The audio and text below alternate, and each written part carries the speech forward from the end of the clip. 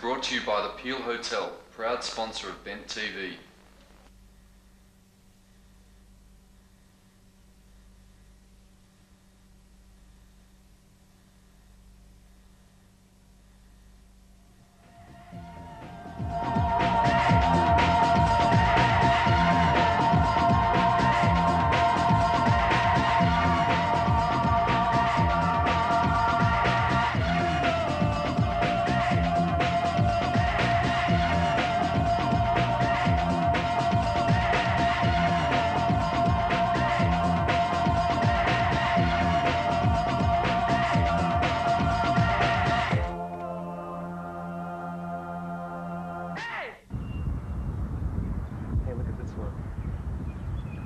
Human packaging for this mid-20s ET was formed on Cerberus.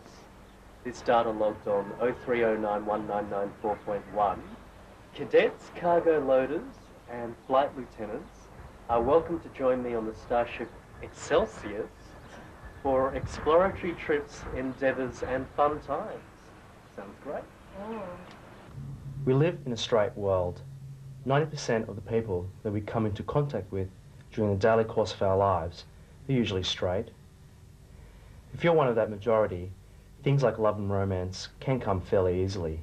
You could meet your future lover in a classroom, a supermarket, or even walking down the street. But what about those of us who have more specialised tastes, like our own sex, for example? Where do we go? Well, for men, you can try places like Beats, which can be highly effective if rather cramped. But is that really a place where you can find romance? Maybe. But in the meantime, there's the scene, the bars, the clubs. Unfortunately, if you don't drink, and you're a bad dancer, and you're allergic to amyl, then these really aren't places for you either. There are other options, however. You could try the personal ads. There was the guy who wanted to do all sorts of disgusting and nasty things to me. He locked me in his house and tried to virtually commit rape on me, and he only wanted to be friends. I've had quite a few of these, actually. It was one of those skinny little streets in the heart of Preston. Nice, grotty little weatherboard. But I sailed in, full of confidence, and this was someone, again, who sounded good on the phone. They must have an introduction or something that they learn on how to sound good on the phone, because their voices, they say the right things and really sort of get you interested. You think, this is a person that I might like to get to know. And I arrived there, and he's sort of a very weird... He let me in, and he locked the door. And not just one lock, but 3 locks. And I thought, okay, he's security conscious, I can handle that. And so I shot into the front room, which is a very small lounge, and he locked the door, because it's one of those houses, the old houses, locks on every door. And I'm getting a bit concerned about his security consciousness, but I saw another door that goes into another room, so I sort of merrily backed towards that, and he went towards the door and closed it and locked it. So here we are, in a locked room with a big couch with a blanket and a pillow on it, 1 lamp on, 2 locked doors, and 3 windows. Then he lunges at me. He went for me with full force of his body, knocked me to the couch, and then he says, "I love you." Now we set eyes on each other, and I was told I was loved. That's just over the top. I mean, people are desperate. I suppose that was just a weird one, where he said, "I love you," without even saying hi. Well, it's amazing the strength you get in those kind of situations. I managed to throw him off, which is totally unlike me. I never throw them off if I'm happy. I managed to give him a kick, right where it hurts, in the personal parts. And with that, and of course, stupidly, I got up and went for the door, which of course was locked. And I stupidly shaking it anyway. And then 3 windows. I went for one of them with a blind down, and it was locked. And the second one had a curtain on it, and the third one a blanket, and it was unlocked. And I jumped out the window, and I don't think I had a chance to look at him. He just lunged at me. Even now, I could walk past him in the street and not really remember him. I mean, you're pushed backwards and someone's lying on top of you. I love you. It's a bit hard to handle.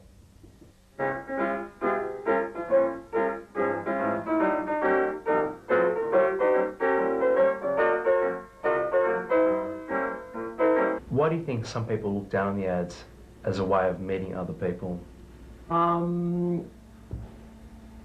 don't know. Do people look down on them as a way of meeting? Most people seem to read them, whether they use them or just for entertainment, enjoying reading them. So I've never actually come across people that look down on them as a way of meeting people. I think perhaps that's an insecurity in those people if they look down on them. I think that the personal ads are a very important part of the gay and lesbian culture. In terms of meeting people, we do have areas or social networks via our venues and our community groups where we can meet people, but nowhere near the amount of networks that the mainstream or the broader population has. So therefore, I think that it's wrong to look down on classifieds as a means of meeting people. Have you ever used personal ads before? Personal ads? Yeah. No, I don't think I have. Why not? I haven't had a need to. Never.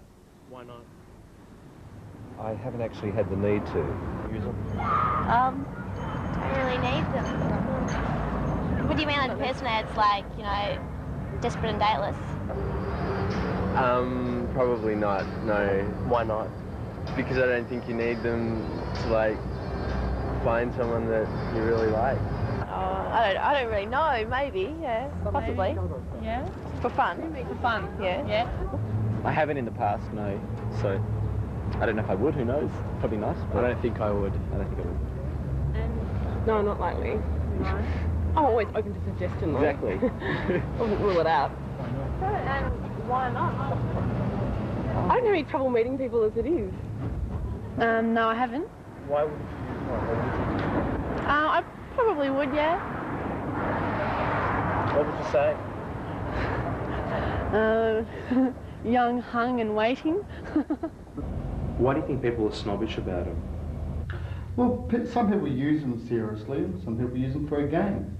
Some people just answer them because they're desperate.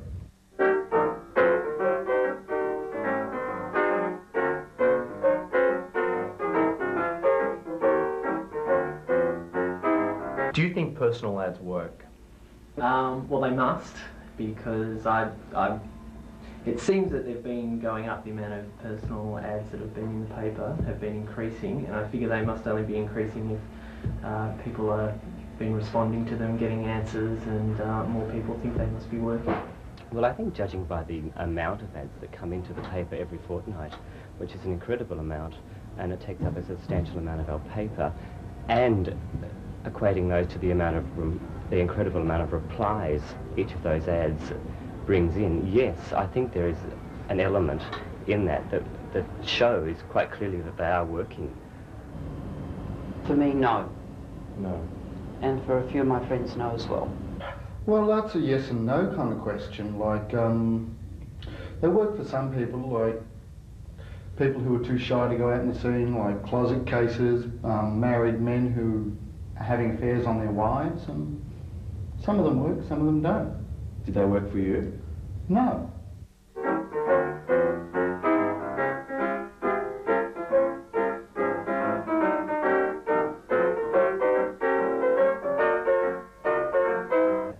We've spoken about them, we've done interviews about them. There's only one way to find out whether personal ads really work. Okay, I've picked 3 ads, 3 different men. These are the ones I picked. South Yarra, 28 years old, 5'10", handsome, professional, muscular build, into swimming, food, pop culture, try training, seek similar, under 30. Why did I pick him? I think basically because it's more or less general. There's not sort of a specific kind of want or need or a fetish, I suppose. Okay, contestant number 2, Melbourne, 23 years old, male, good-looking, professional, well-groomed, athletic, adventurous, happy person, looking for a man with the same qualities for fun times between 20 and 30. Okay, why'd I pick him? Again, I think it's basically non-specific. It's just general description. It doesn't go into flowery poetry, doesn't try to impress with size. Contestant number 3, Melbourne, blue-eyed, European, attractive 37-year-old, seeks a younger guy of any nationality, intelligence without vanity, romance without unrealistic expectations, care without taking advantage, dreams without rude awakenings, life can be beautiful together. Well, why did I pick him? I think basically it just sounded so nice, I think.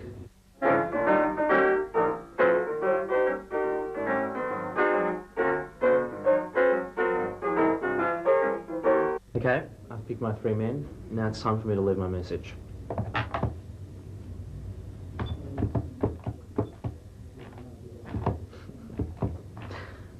Alright. This is a recorded message. I have to pick one of the 4 numbers to either review, record my message, or change my mind. Number 2 is send my message. 2. Alright. My name is Spiro. I am 25 years old. I weigh 68 kilos. I have black hair, brown eyes. My interests include cinema and reading. I have a Greek background, if that's any interest. Thanks.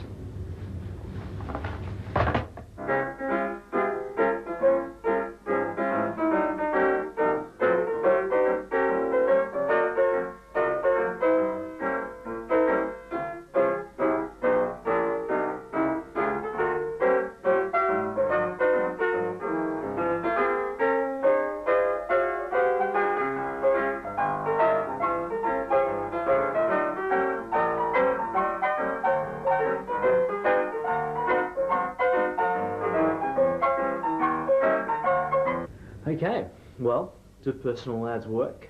For me, unfortunately, no. I don't know, I guess I can put it down to maybe the message I left, or just you. Or just me, yeah.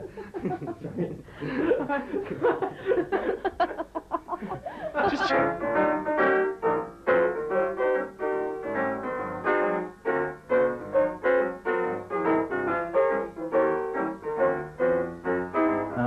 Are you aware of any kind of horror stories connected with, you know, people replying from the ads or being harassed or abused from meeting people through them? Or? No, actually. I hadn't even thought of that happening. No, I'm not aware of anything like that at all. Well, not at all, and quite the contrary. We've heard of some wonderful stories of people coming together and forming lifetime relationships. People who have, one example I know of is a couple of men who have been in a 15-year relationship, and they met through a personal. We hear those sort of stories quite frequently, and perhaps there are situations where there have been harassment, but and perhaps that doesn't get back to us. But I would hope not. Well, I used Pink Link, and while I was still at home with Mum and Dad, I was still very much in the closet then. I rang Pink Link to sort of find my slice of love that everyone else had except for me. And I was put in touch with a woman named Tracy. Tracy was 30, sophisticated, everything I was looking for. And we met up a few times, we went to the movies, did a lot of things together. And one night I had an awards night coming up, so I asked Tracy to be my other half, tag along. And she gave me some money to put in the bank and you know, pay for the hotel that we were going to hire, and the alcohol and the chocolate and everything romantic like that. And that was fine. We had our special night, and she warned me not to go near my bank, not to talk to the manager if he approached me, and I asked him why, and she wouldn't tell me. And then I got hauled into the manager's office, along with 2 policemen, the bank manager and my parents, to say that the cheques that Tracy had deposited into the account were actually fraudulent, and I had to pay back $1,500. And I had to tell the police officers where I knew Tracy, how I met her, what my relationship was with her, whether we were friends or acquaintances. And in front of the bank manager and these two great big burly policemen, I was forced to come out the closet and say that I'd met Tracy for, you know, sexual purposes. In front of your parents? In front of my parents, yes. And to that day, that's the way they found out that I was a lesbian. And this person has been under different pseudonyms as well? Yes, 7 different names that we know of, and has warrants out for her arrest all over the place, all over Australia, and no one's found her yet. I was talking to a guy on the phone, and he sounded really quite nice, and he described himself as mid to late 20s. When I was a bit more specific, he said 28. He said he was 5'9" and slim to medium, and whatever, yeah, you know, like fairly similar to myself, and that was good. And I met him, and he would have been about 40 at least, bald as an eagle, and I don't think I'm exaggerating when I say he was at least 20 stone. And unfortunately, the personal hygiene was a bit on the nose as well. I mean, he was nothing like, this guy walked up towards me, and all I could think was, please, God, don't let it be him, and it was. I was just more pissed off at the lies than anything else. And then his comment when we met was, I'm not exactly as I've said, am I? I said, no, you're not. And he turned around and said, look, I'm here now, do you want to have a root anyway? And I said, absolutely not, and I just took off. I've met one, yes. Yeah? Yes. Exactly what you're saying, I have met, yes. What happened there? Well, I described myself on the phone and I'm 9.5 stone. So, you know, he knew how much I weighed, and when I met him, I was sort of shocked, because, you know, I was visualising any sort of physical contact with somebody so big, I said, my God, you'd kill me. You know, so, and I was wild with him because he had lied. Yeah. He said he was solid built. There's a difference between solid built and that sort of weight. Yeah. So I was very, very, very wild. Yeah. Because he'd wasted my time. I met a guy which I liked. I live on my own in a house, and I invited him home, and I woke up in the morning, he must have spiked my drink. We spent the night together, and he stole stuff, basically. I woke up to stuff gone, and him gone to boot. Had you known him for long, or? About 2 weeks. I hadn't met the guy. I'd spoken to him on several occasions. I was living in London, he was living in Norwich, and we met after he invited me to come up for the weekend, and we were getting on so well on the telephone that I decided I would. He met me at the railway station with his mother, which was a surprise for me. He just wanted to introduce me to her because he actually had a very open relationship with his mother, in so much as that she knew everything, and I suppose she had been party to the whole introduction process as well. She turned up and we just spoke briefly, and she went off and we went off, but we didn't hit it off well. He was a lot different in real life to what I had imagined. He just wasn't me. The photograph he had sent me was a photocopy, and it looked really nice. But it could have been a photocopy of somebody else. I had one lady, we were together for several weeks, and I come into quite a bit of money, and I still haven't got the car I bought, it's just vanished with her. No. But stupid me, because I put it in her name. I can't drive anymore, and I put it in her name, so I got my just rewards, I guess. But it was only $6,000 car, and at the time I couldn't have cared less, but yeah, that was a result of an ad in a paper, but I mean, that's not the paper's fault, that's just life. Yeah. Most of the time, they tell you fairy stories just so they can meet you in the flesh, get hold of your flesh. There was this is going to sound really cruel, this hideously ugly and fat guy who described himself, well, he told me he was about 6 foot tall, about 70 kilos, 75 kilos, and blonde hair. And he sounded really nice on the phone, and he just wanted to be friendly and, you know, make new contacts. And he'd just arrived in Melbourne, so I actually went to his house to meet him. I knocked on the door, and this person opened the door. He looked like Jumbo the elephant. And I think his name was Andrew. And I said, could I see Andrew, please? And he went, yes. And I went, yes, could I see Andrew, please? And he went, I'm Andrew. And I went, no, and turned on my heels and went to leave. And he's saying, no, don't go. I'm really lonely. I'm lonely. I'm lonely. And I felt sorry for him, but what a way to go. Because I don't see the people that are sending them in or know the people that are sending them in, I really haven't got a clue of how honest they're being. But I imagine honesty is, I don't know, it's something you can measure from person to person, because what one person thinks they're describing themselves as, they might believe, but when you respond, you might see it as having stretched the truth a little bit. Yeah. I think there's a really clear degree of sincerity. Perhaps there's some misjudgment. Some people might think they're 35 years blonde and brawny, when in fact they're quite clearly not. But that may not be deliberate. In certain instances it is, and it's unfortunate that that exists. But I think by and large, the element of sincerity and honesty through the classified ads is there.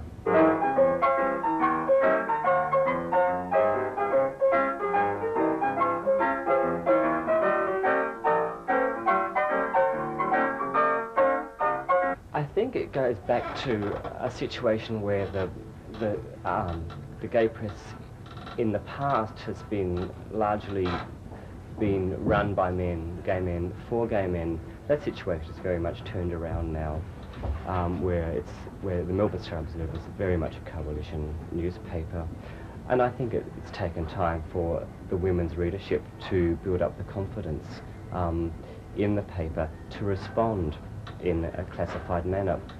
That's turning around. There are a lot more women's classified advertising than there were previously, and I think it's increasing. Yeah. I think previously gay papers internationally, not just in Melbourne, have pretty much aimed the personal ad section at men, and I think it's only in recent years that they've welcomed women's personals, and just from the short time I've been here, I've noticed that there's obviously been a major increase in the women that are writing in, and we've been getting lots of responses for the women's classified. So I think it's just a matter of women realising they are now a part of the gay personal community. So the women's ads tend to be more about friendship and sharing interests. And once you've got to know someone more into a possible relationship, but definitely not, it's very rare that a women's ad, a personal, actually talks about anything physical at all. Oh, please. Melbourne, gay, 35 years old, straight acting, would like to meet guys 20 to 35 with heavy cum loads. I love being drenched in cum, so how about blowing your load over me? Foul. Really foul. Gay, Melbourne, hot, horny, 30-year-old guy, thick, uncut dick, hairy body, slim, fun, friendly personality, discreet, 6 horny young guys, 30, for hot, safe, hassle-free times. Photo and phone if possible. This is just revolting. Perth, 27-year-old guy, likes to meet guys for daytime fun in and out of bed, for sucking, fucking, cum-drenched sessions. Your place or mine, indoors or outdoors. It's just ridiculous. I don't know what you guys see in it. Sydney, 45, slim, hairy, seeks guys for no strings, lust. Have very active tongue and love big buns and watch him come fly. Oh, I can't do it anymore. Foul.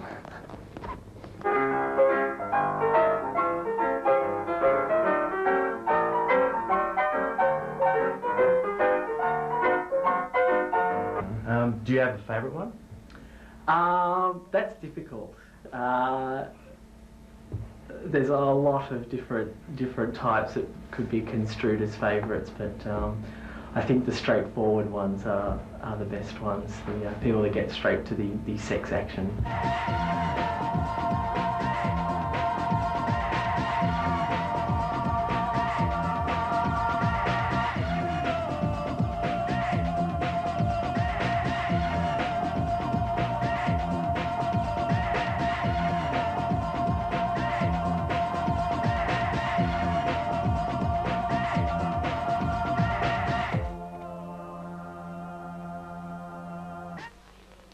This program was brought to you by the Peel Hotel, proud sponsor of Bent TV.